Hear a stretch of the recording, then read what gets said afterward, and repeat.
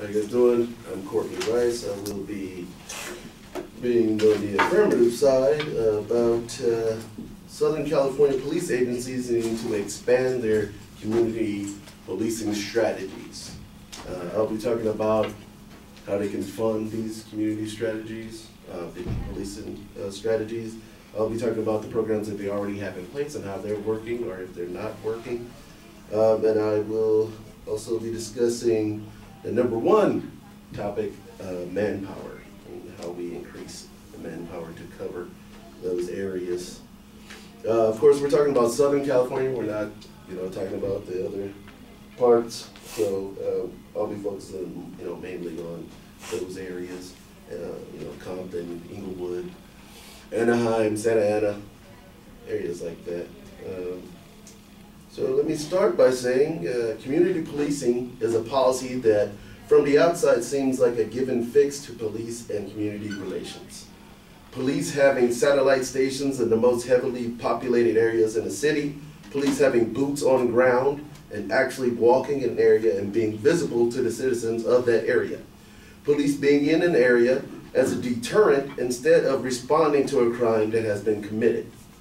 The positives, of course, are that officers will get to know the citizens of the area and build relationships. No longer just being the cop that shows up, but now being Officer Jones, who they feel comfortable talking to about issues in the neighborhood. The advantages of being in the area is that you learn the patterns and the behavior of the criminal element.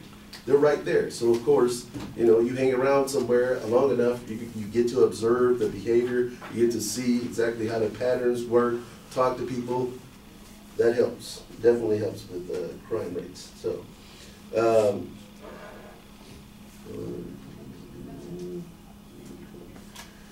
not only are you increasing community relations, you are getting first-hand intel just by having conversations and observing first-hand behavior that you cannot see from a police cruiser.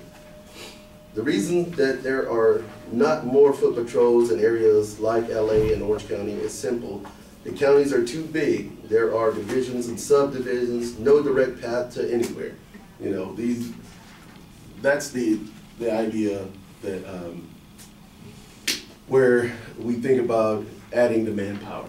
So because the areas are so big, you're going to have to eventually add manpower. You're going to need more people to cover the areas. That's why I was saying like satellite stations would do us a service, because in the areas that are more underserved, we could have satellite stations there where maybe 20 or 30 cops are just stationed there, and they just really focus in on just that area, and whatever the primary crime that is going on in that area.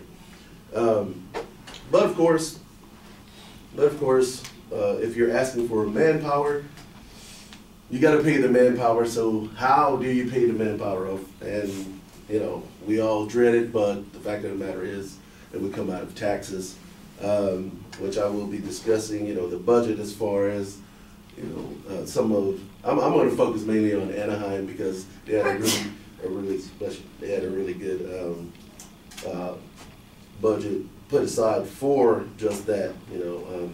They'll actually be adding 10 new officers this year, matter of fact. So they're already kind of implementing some, but I feel like because of the money that they have dedicated towards, they got a lot of money dedicated towards, I won't call it gentrification, but the tourism dollars that they have.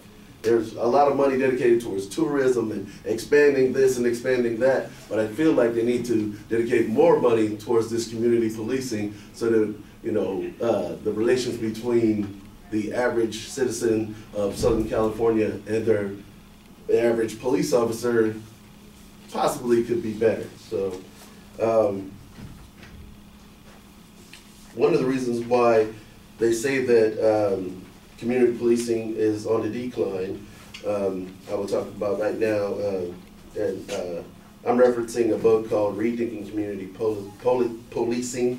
The author is John M. Ray, and he was saying that community policing is on the decline because of the fact that they are increasing things like CompStat and intelligence-led policing.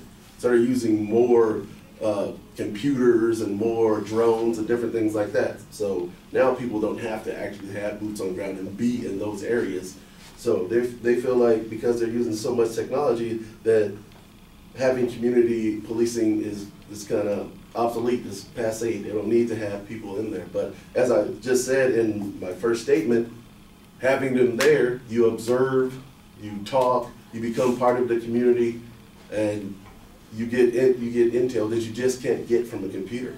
So I say that anyone who has any sense of community should know that the police agency, the first police agency, was born of the community. It was people in the community that were concerned about things that were going on.